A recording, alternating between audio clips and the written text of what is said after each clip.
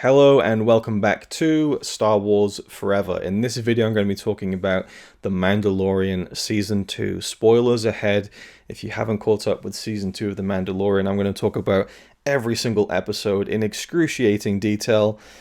Actually, no, I'm not going to do that. I mean, I kind of wish that I had done episode by episode kind of reviews or discussions. I just didn't really get around to it. Like, I haven't been watching an episode every week. I'll watch an episode and then maybe fall back by a couple, then me and Connie will watch two at a time. So I haven't really been keeping up like every single week, like on the dot without fail. We just watched the last two episodes because we were backed up a little bit. But anyway, so I kind of wish I had done that and spent the time to really get into it, but I hadn't really got back to talking about Star Wars on the channel and doing these Star Wars Forever videos. And I was kind of feeling a little bit like OCD of like, but I haven't reviewed the first season yet. So, you know, I can briefly give you my thoughts on the first season of The Mandalorian. I don't know why I didn't go into it at the time, but I didn't make a video.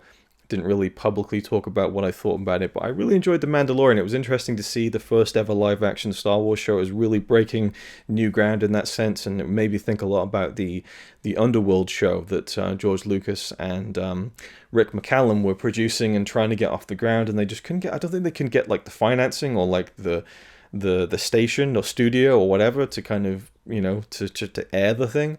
So they had all these scripts written for Star Wars Underworld, which was going to be like this, you know, this Star Wars TV show. It just never ended up happening. But, you know, after all these years, we finally see a live-action Star Wars show, and it's called The Mandalorian. There was a lot of speculation. Not a lot was given away about the show, and that was really cool because you'd get surprised almost every week by what you were seeing, and there was a wide array, I'll leave that in for free, a wide array of various directors who directed like the episodes, and we had Deborah Chow, we had Bryce Dallas Howard, Taika Waititi, Jon Favreau, who's been kind of, I think he directed an episode, but he's writing the show and he's producing the show, and I think Jon Favreau is a pretty damn good storyteller. I really liked a lot of his films, the first two Iron Man movies. I really love his Jungle Book remake. I actually prefer that to the original. Don't tell anyone. And I think he's done a really good job with writing The Mandalorian. There's a lot of influence from Japanese movies, specifically the Lone Wolf and Cub series. And I remember when the rumors of the Obi-Wan show were first coming to fruition, and even when it was confirmed by Kathleen Kennedy and Ewan McGregor a few years ago, a lot of people were speculating that they were going to lean into that Lone Wolf and Cub. I'll leave that in for free as well. The Lone Wolf and Cub style of storytelling with Obi-Wan and Luke. And I thought, ooh, that could be cool. But then I thought about it, it didn't really make much sense in terms of, you know, I feel like Obi-Wan is just kind of that crazy old guy that Luke was vaguely acquainted with, like old Ben Kenobi, you know, not this guy that he went around and traveled with and had kind of violent adventures with. So it was perfectly fitting the way that they did it in The Mandalorian, where we have this Mandalorian character. And I thought when people were calling him Mando, that it was like, that was like people who watched the show were just like too lazy to say The Mandalorian, so they just called it Mando. But then I watched the show and they're like, hey, Mando. So I guess it's rare to see Mandalorians, and he is the one guy who's considered Mando, I guess. Or maybe they just call all of them Mando. Maybe Mando's a slur, I don't know. But we have Pedro Pascal, who plays this character, who we later learn his name was Din Djarin. And so Din, he is this, you know, he's like a Ronin, like a wandering samurai of sorts, a bounty hunter. And he's kind of, you know, he's really going rogue, basically, and just picking up bounties and making a living. He's just a simple man making his way in the galaxy, right? And then he's given this target, and it is this small creature of the same species as Yoda. He then quickly became known as Baby Yoda, and I don't say I hated that term, but I really didn't like it, because it's like, well, it's not Yoda, you know, and then people say, we know it's not Yoda, but he's called Baby Yoda, deal with it. And it's like, well, and so I took to calling him Yogwai, because to me, he looked like a cross between Yoda and a Mogwai, and so I just called the little dude Yogwai, and it didn't really like take off or anything. Not that I thought it would, but that was my nickname for him, was Little Yogwai. I didn't like the Baby Yoda thing, but it doesn't really matter. He's a cool character, and his official title was The Child. And I just loved that character. The way that it was a puppet was like thank you for doing that. It added so much to the character. And this relationship between this bounty hunter and this little creature it became the heartbeat of the show, and I was not expecting it in any way, shape, or form, because I was expecting them to go like cool man with no name again, a lot of Western influences as well as the samurai, movie influences, and it was going to be all like this tough bounty hunter taking names, killing aliens and stuff, and there's a little bit of that, but it was more about this relationship that was forming and this tragic backstory that Din has of how he was, kind of in trouble as a child and taken away and kind of raised in the Mandalorian ways. And so that was I just thought it was really, really good storytelling. And overall, I really enjoyed season 1. I didn't quite think it was the second coming of Christ like everyone else did, or a lot of people did. And then it became quickly a kind of, a comparison of like, well, it's so much better than the sequel trilogy. And I was like, it's really two different things. Like, I much prefer the delusions and visions of grandeur that we get from the big movies. Like, that's my favorite version of Star Wars, but I really grew to enjoy the smaller scale version of The Mandalorian. And there was a few things I didn't like. The prison episode was a bit to me, it wasn't like a slam dunk every single time, but it was a really good season, and I was intrigued to see where it went from there. And I found such emotion in the fact that he was starting to turn his back on everything. Even from the first episode, he turned his back on the job because he wanted to protect this helpless child. But the child is not entirely helpless. We had the great character, I've forgotten his name now, who was voiced by Nick Nolte, I Have Spoken. We had the This Is the Way, and there's some good quotes that came out of that show. The music, which everyone loves, and it is very good, it bothers me because the main theme, the Mandalorian theme, it just feels like the Rocky theme, or like not the Rocky theme, but like the theme when he's about to start training, and it's so similar. And then I learned that the composer, he actually worked on Creed, and I was like, now that makes a lot of sense. So I just think about Rocky like getting ready for a fight every single time I watch The Mandalorian. And of course, when you have Apollo Creed in the cast, it only amplifies that feeling. We had Werner Herzog, like they made some really good casting choices in that first season that continued to the second season. So let's now talk about the second season of The Mandalorian. So I really liked it. I think there's some really strong episodes. There's a couple I didn't think were all that great, particularly the episode with Grief Karga, played by played by Apollo Creed, played by Carl Weathers, who also directed the episode. And that episode was kind of overhyped for me because people were like, wow, Carl Weathers made the most Star Wars ever, and they were like showing comparison shots to the original movie. I was like, oh, that's cool. And I watched it, and it was just an okay episode. It didn't feel like there was much drive to it. It was fine, it wasn't bad, but that was overhyped for me. I loved the first episode, and it was really intriguing to me when the big crate dragon came out. It looked like a sandworm. You hate him, right? I hate him myself. And this big sandworm comes out, or the crate dragon, and then the aspect ratio just opens up to the full TV, and it's like, holy shit. And it was awesome, but it just made me feel like, why isn't the whole show like that? It looks great when it just fills the whole TV. And there's no reason for it to not be that way, because they're not shooting on film, so they can just pick the aspect ratio. I don't know why they kind of break it down to the more cinematic, like just make it full, just give us that wide. Like, I just thought it looked awesome. Anyway, that was an episode where we go back to Tatooine, and I did feel like it was just going a little bit too kind of like in the first season. It's like, we're going back to Tatooine, it's the cantina, he's sitting where Han Solo sat, you got it, like, alright, it's kind of cool to see this again, but it feels like the galaxy's getting a little bit smaller. And as we get into season 2, it gets even it's like really small, and it's not a criticism, but it's something I would like to see less of, I think, because I honestly was so wrapped up in the Grogu, we now know his name, Baby Yoda, Yogwai, Grogu and Din story. And the second season it feels very fetch questy, like a video game. It's like, you must go to this planet and seek out this person. They will tell you where to go. So we go off on an adventure, and we meet this person. It's like, you must go to this planet and seek out this person. He goes and does that, and they say, you must go to this planet and place him on the Seeing Stone. We do that, and now he's been taken. You must go to this place and find someone to help you. Like, it felt a little bit routine at times, but the adventures in between were very good. It's not a criticism, but I did notice that Din was becoming feeling a lot more incompetent at times. Like, there were certain episodes where he was just I kept thinking of Grand Moff Tarkin from the first film. You're far too trusting.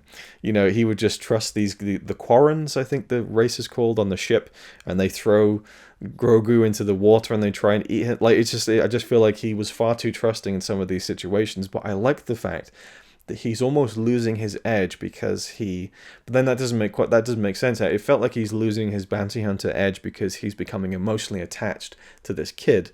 But then if you think about it, that should mean he's even more like alert to anyone who's going to like harm his kid. It's like he's his son at this point, you know. So there were those moments where I thought, he probably should have seen that coming, like, you know, 5 steps before the actual, you know, betrayal took place. But I liked a lot of the episodes. The Ahsoka episode was fantastic. Not even the fact that Ahsoka was cool in live action. I've only seen the Clone Wars movie, and that was when it came out in the cinema, so I have no emotional attachment to Ahsoka, the character. I know a little bit about who she is and everything, but I don't know enough to be like, oh my god. But I thought that Rosario Dawson did a really good job. Intrigued where they go with her own series. And I just loved the scenes with her and Grogu and this non-verbal understanding. And that was where you really... I don't know, I feel like that was like the great middle point of the series where, like, I just love that scene when she's communing with Grogu and Din is like just pacing in the background, like, you know, he just wants to know, you know, what can you tell me about him? You know, because he's been protecting this kid. He feels like this is his child in a way. He's never said that, but you get that feeling. And now he finally gets kind of some information. He gets to know his name and where to go next. And really the whole show is about him taking him to a Jedi to be trained. So it is this kind of thing where it's like a roadblock keeps getting put in front of them over and over again. We have Giancarlo Esposito's character, Moff Gideon, kind of tracking the child and not tracking, but he's really after this kid and he wants the blood, and that was part of the first season as well. So it feels like a very natural continuation of the larger story. And so there's that threat that goes on there. I really like the second episode with kind of the alien tributes, and we had Peyton Reed directing, and you had kind of was it Dr. Ant or something, this big kind of ant creature in the cantina, and we went to Tatooine again, and we have the Boba Fett reveal, which was really shocking to me. I suppose the way that they did it was not how I expected it at all, but I really liked that they went that different way with it, and having Tamora Morrison back was really cool. We then had the episode where he turned up. That was a really good episode. Kind of felt like they just gone to a random kind of, you know, California mountain trail to make an episode for the cheap, but you know, it was very cool. I really enjoyed the way that Boba Fett was portrayed and how they built up to him putting the armor back on and becoming a real badass. I like that they had him in the suit. You can see he's got a bit of a gut, you know, they don't shy away from that, and so obviously he's in the suit and he's going there. It's not just some young stuntman who jumps in as soon as the helmet goes on. And hearing that voice again, it's got more weight, it's more gravelly, he's been through shit. I really liked it. I'm not a big Boba Fett fan, but I thought that it really rounded the character off in a way that made me excited to see more of him than I would have been in the past, beyond just, oh yeah, that cool looking character from the original trilogy who doesn't really do much, you know.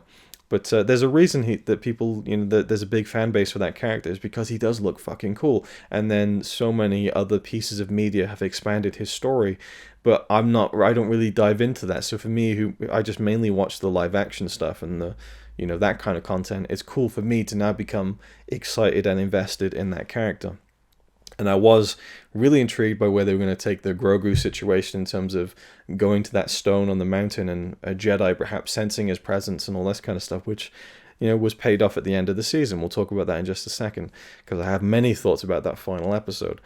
I actually really enjoyed the penultimate episode where we brought back Bill Burr's character, who I didn't really like in the first season. I just felt like I was watching a comedian who stepped onto the set to play a role in Star Wars, which is kind of essentially what was actually happening. But I actually thought he was really good in the penultimate episode, but I just liked the story of it. They were very much leaning into Wages of Fear and Sorcerer, the William Friedkin remake, where we have trucks with highly flammable explosives and you can't drive too fast. That was kind of cool, and a really nice set piece with the kind of pirates coming in and everything. And the humor was really well done as well, I thought. And I do think it was interesting. I think that they could have done without the whole scene where Mando takes off his helmet. I get why they did it, and it shows you how much he cares about Grogu and wants to get him back and wants to protect him. So it's kind of moving in a way. But he does it again in the last episode, and I feel like it would have made that last moment in Season 2 even more impactful if they kept his face concealed for the entire season, like they did with the first season. It was only one moment where you actually saw the helmet come off. But it was still effective, and it still showed you how much he, you know, okay, He spent his whole life living by this code, and he will break it if he has to protect and find his son, you know. So that was like a really touching thing, I thought. Trying to think of like other episodes. So yeah, the second one I enjoyed with kind of the second one was like it was just like a fun side. It was like, it wasn't even like about a mission. Like, it was what happened on the way to the mission, you know, like he got sidetracked and the ship got all fucked up, and it was just a cool, I liked it. I really liked the second episode. The first one was good with Timothy Oliphant as Cobb Vanth, and I just liked that storyline too. That was, yeah, I really liked the first episode, second one a lot. I'm trying to remember what the third one was. There was just a couple of episodes in this season that weren't as good as the... Yeah, so the third one was when he meets the other Mandalorians. That one was okay. The fourth one, where he goes and helps on the siege, that was just okay. But then we get to the Ahsoka episode, awesome. And then the Boba Fett episode, awesome. And then the penultimate episode, really, really good. And then they just brought it home with an incredible final episode, which was this rescue mission. And you know, it was cool for me to see Sasha Banks, the wrestler, in the show as one of the Mandalorians. But I was like, okay, when are they going to shoehorn in that, like, a wrestling move or something? And they never did it. I was like, wow, I'm really surprised. And then she shows up again in the final episode, and she has a fight with Boba Fett and hits him with a fucking tornado DDT. Like, what kind of like Star Wars fan dream is that? You know, I'm not sure if she's a big fan of Star Wars, but the fact that she got to have a fight scene with Boba fucking Fett and hit him with a jetpack assisted tornado DDT was just fucking awesome. I loved that scene. That was really cool. But then we have the rescue, and I really liked how that all came together. And it was kind of a shame to me because I was watching it and enjoying it, and this never crossed my mind. But Connie just leans over and she goes, "Do you think they're making a point about the fact that it's all women who are like coming in here?" And I'm like, oh my god, like, no, I didn't think about that, you know. And I don't think they're making a point about it, because we had Fennec, we had Cara Dune, and we had Bo-Katan and Sasha Banks' character, who I can't remember her name. They had those four kind of storming, you know, Moff Gideon's ship while Din went off and rescued Grogu. And I was just like, no, they're just four, you know, just four characters. I never even thought about it. And Connie was like, oh, do you think they're making a point with this? I didn't think they were. I just wish we could kind of get past that stuff, you know, and not even talk about it, because there's no need to. It doesn't need to be referenced, you know. But it is what it is. But I enjoyed that kind of siege on the ship and kind of seeing the X-wings. I loved the kind of the approach with Boba kind of pretending to attack them. He's like, "Don't worry, I'll give you a show." You know, that was really cool. And then we had, and I knew this was going to happen because they made a point about the fact that the Darksaber can't cut through Beskar, and also when Din first encountered Ahsoka, he blocked her lightsabers with his Beskar kind of plates. And so I was like, okay, they're setting up that those can't, you know, that can't be harmed by lightsabers. And then there's the Beskar spear that he gets given at the end of that one. It was nice, by the way, to see Michael Biehn pop up in that episode, and I'm fairly certain that he had like a sawn-off shotgun style weapon, which very much reminded me of the sawn-off shotgun in the Terminator. Anyway, and in that episode, in terms of like the Japanese, you know, samurai influence was really heavy, and I really loved also just I was going to say this and I just got completely sidetracked. I liked the whole Ahsoka stuff and the Grogu thing, and how we learned more about him, and the fact that he was at the temple in Coruscant when Order 66 happened. That was really heavy, because he looks like such an innocent and kind of almost helpless, you know, baby character, and this was like 30 years earlier, so you just think of him as even smaller and more helpless, and you're like, oh no, and he was around all that murder and death, and who saved him, you know? But the other thing I really enjoyed about that episode was the visual look. It's very dark and moody, and there's kind of like this tint to it that was just really, I loved it, the feel of that episode visually. It was really, really cool. Anyway, the final episode, we got the Dark Troopers, these kind of robotic droids who are built up to be like fucking Terminators. That they did a great job in terms of presenting them as a threat by having Din face off against just one of them and barely making it out alive. But then you got like a whole room full of them, and they come back on the ship, and it's like, how the fuck do they get out of this? And then the X-Wing flies past. Now, I was spoiled this by myself, because the thing with Twitter and stuff is people talk about this stuff very quickly, and they adopt the kind of the Game of Thrones mentality where it's like, well, if you're a true fan, you'll watch it as soon as it airs.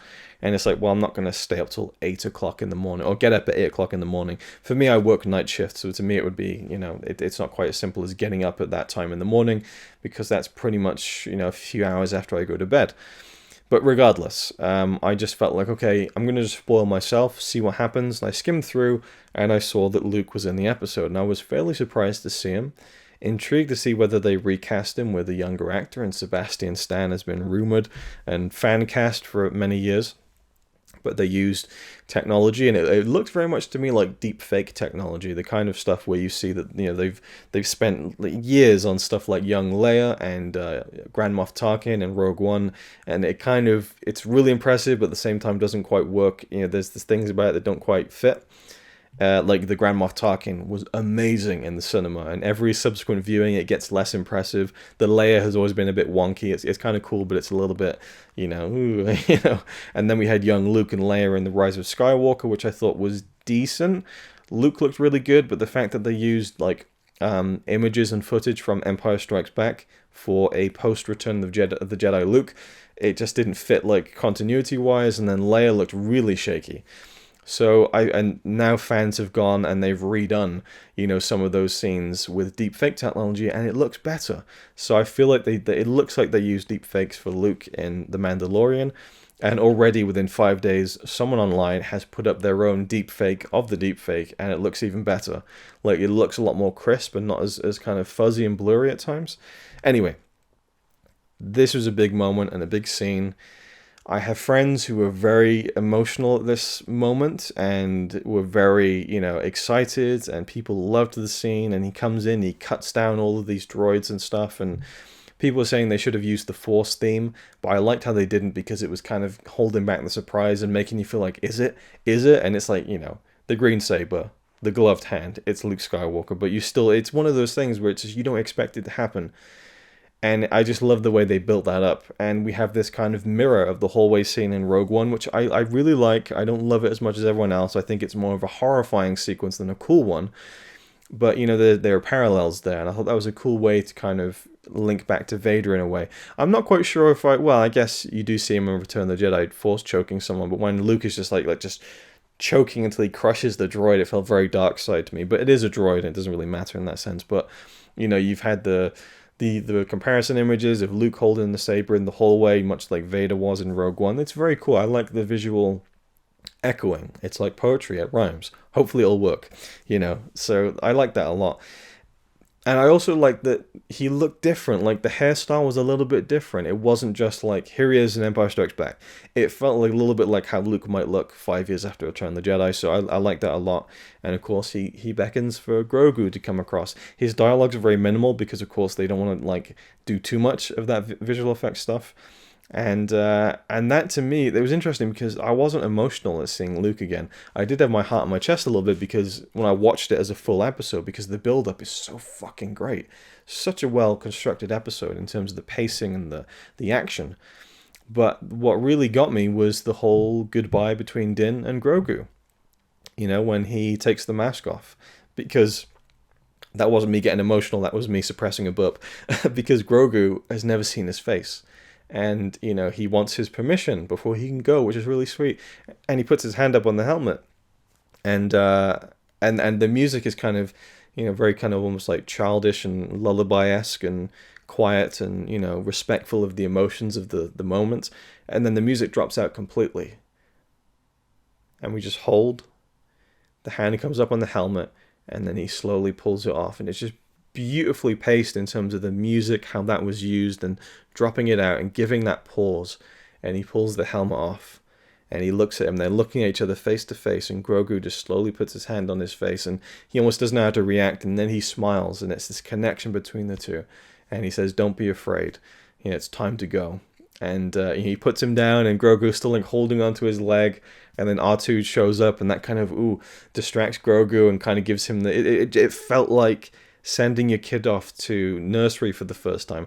I remember, this is one of my earliest memories when I was a kid. I can't believe I'm going into this now, but when I was a kid, I remember my first day of nursery. I remember sitting in the room, crying my eyes out, and seeing my mum walk past the window waving, and I was just devastated. I felt like my heart had been ripped out of my fucking chest.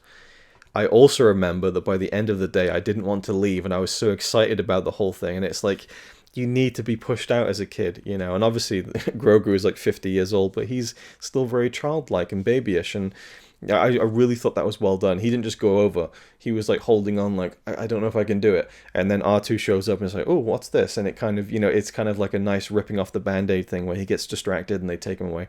And then Luke holds him up and says, may the Force be with you. They leave, and, Din is standing there without his helmet on in front of all these people. And all he cares about is that kid. And he's looking at him with tears glistening in his eyes, and he just nods, and that's it. Fucking beautiful. I could care less about Luke. Is one of my favorite characters of all time, and seeing him again was really cool, but it honestly paled in comparison to the emotional connection and impact of seeing that final moment of Din and Grogu's relationship. And he says, I'll see you again, we'll see each other again, I promise. I don't know where they go from there. If it's strange because, when you think about it, that's where Grogu should be with Luke.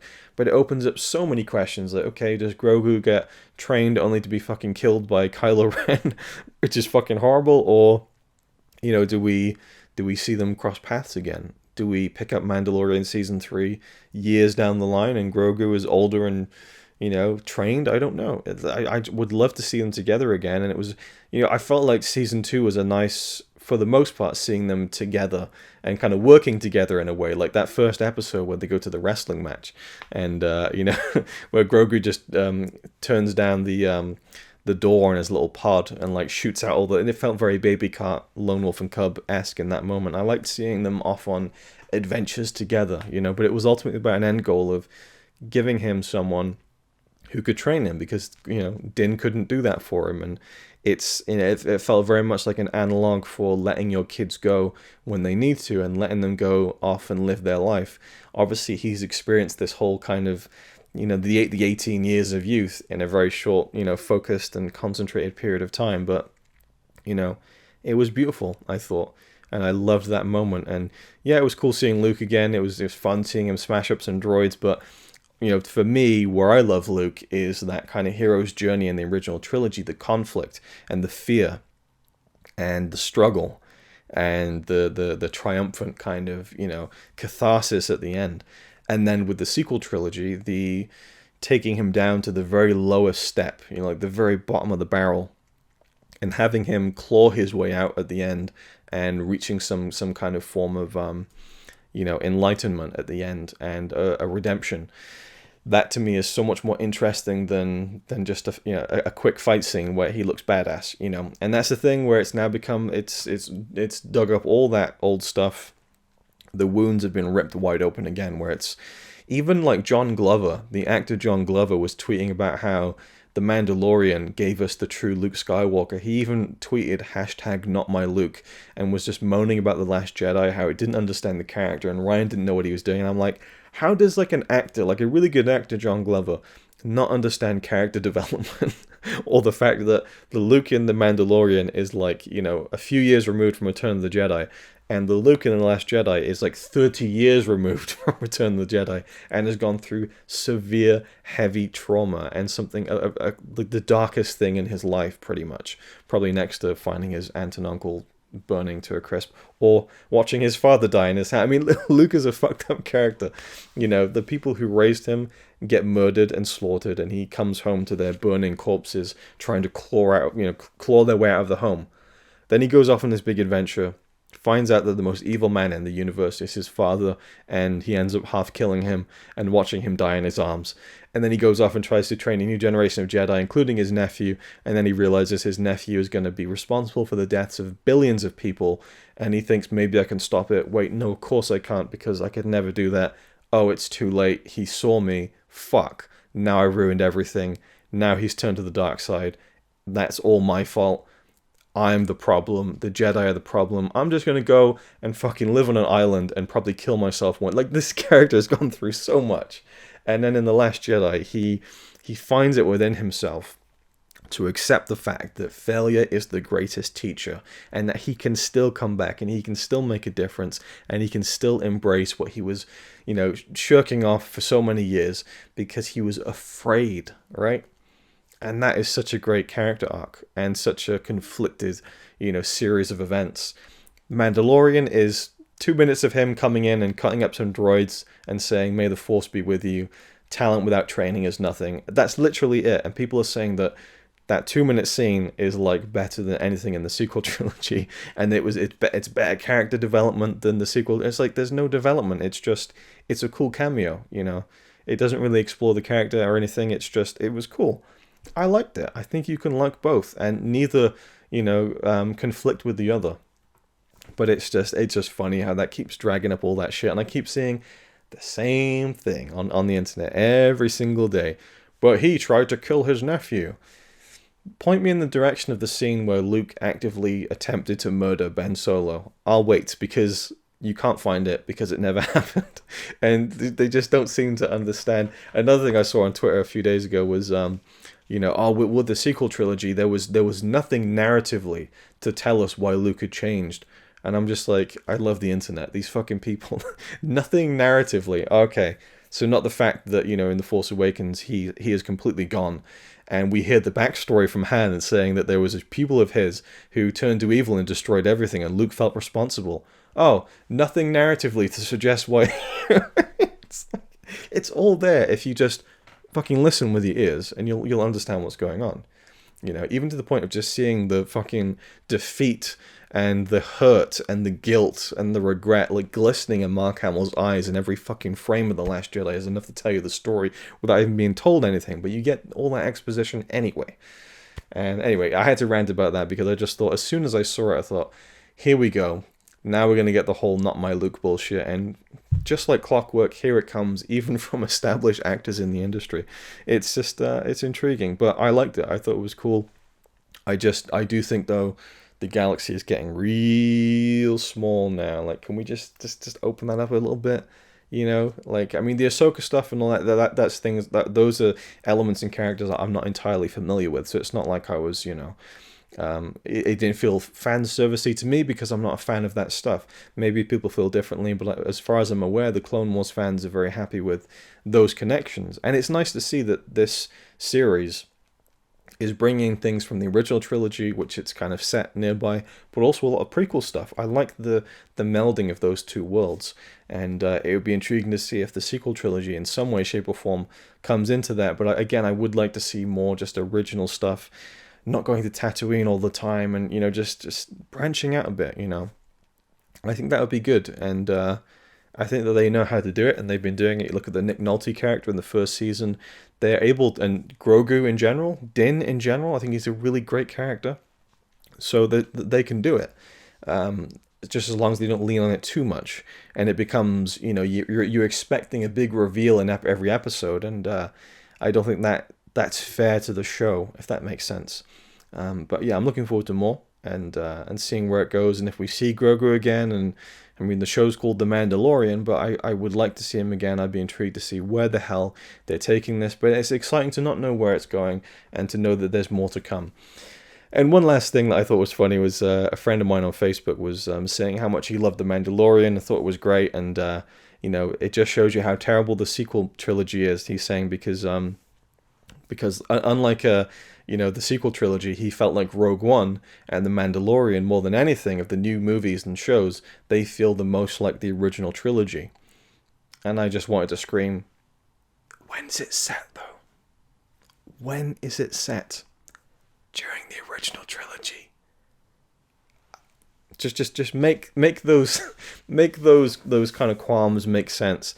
It's like, this feels more like the original trilogy than the sequel trilogy. Oh, you mean the thing that's set during the original trilogy and not the sequel trilogy, which is set 30 years after? I mean, it just like, of course it feels more like the original trilogy because it's set during that time period. They're actively leaning into that. We have the stormtroopers, we have the TIE fighters, we have the Empire still, around, the remnants, like that makes sense. And, of course it feels like the original trilogy because that's the era that it's set in, and they're designing the show with that in mind. I don't get criticisms like that where they're kind of, it's like, did you actually listen to what you were saying when you said it? A classic Zaran Isaac quote. Anyway, I'll leave it there. I really did enjoy the second season of The Mandalorian. It was very, very good. There were some great moments. I'm glad I remembered this. There was one moment in the entire season that actually made me go, oh, and clap. And that one moment was not Luke Skywalker coming back, as much as I really enjoyed it. I did really like it. And it wasn't Boba Fett turning up in the armor and shooting people and swinging around and punching guys, and like that was awesome. You know, it wasn't Ahsoka turning up and being a complete badass. The one thing that pleased me more than anything was Boba Fett flying off with Slave One in the penultimate episode, 2 TIE fighters on his tail, and he presses a button and this little kind of compartment opens on the ship, and I'm like, oh, and this big grenade drops down, and it's the sonic kind of grenades from Attack of the Clones. Oh, it was amazing to see, or to see and hear those, or not hear those, if you will. That was like the biggest kind of fan moment for me, because I love that scene in Attack of the Clones in the asteroid field, and the sound that thing makes is just perfect. Like, I just loved seeing that get a reprise. That was the most exciting kind of callback fan servicey moment to me of the whole thing. But again, it all comes back to me to the emotional core of the show, which was that central relationship between Din and Grogu, and the way they paid that off was beautiful and heartbreaking and bittersweet, and to me, a beautiful analog for parents letting go of their children. And, you know, it all ties back to me to one of the best lines in The Last Jedi. We are what they grow beyond, right? We are what they Grogu beyond. Like, literally, like, the whole 2 seasons is him kind of becoming this surrogate father for Grogu, and kind of, you know, being this kind of, they just had such a great relationship. And at the end, you know, he's now going to grow beyond you. He wasn't his master, but when I think about that line in The Last Jedi, we are what they grow beyond, that is the true burden of all masters, it does mean Jedi masters and their students, but to me it's also an analog for parenthood. We are what they grow beyond. That has to happen at some point. That's the burden of all parents. That's the burden of all masters. And in the case of, you know, the Mandalorian and Din and Grogu, that was their relationship. And Grogu now will grow beyond Din. And I really look forward to seeing them come together again. And I was saying maybe a few weeks ago that, man, I'm really going to hate it when they eventually say goodbye. I honestly didn't think it would happen for a few more seasons. I thought that they would realize that they've struck gold in this relationship, and the merchandise of Baby Yoda, as they call it, and Grogu, that they would just keep riding that train, but they seem to have cut it off. I kind of hope that is it. Even though I want to see more of them, I would really respect it if they just said, no, this is where the story needs to end. He needs to grow beyond Grogu. Grogu needs to grow beyond him, and down the line we'll bring them back together again in a different way. I would love that, and I think that it would be really true to the characters in the story. I'll leave it there. Thanks for watching, and I'll see you in the next one.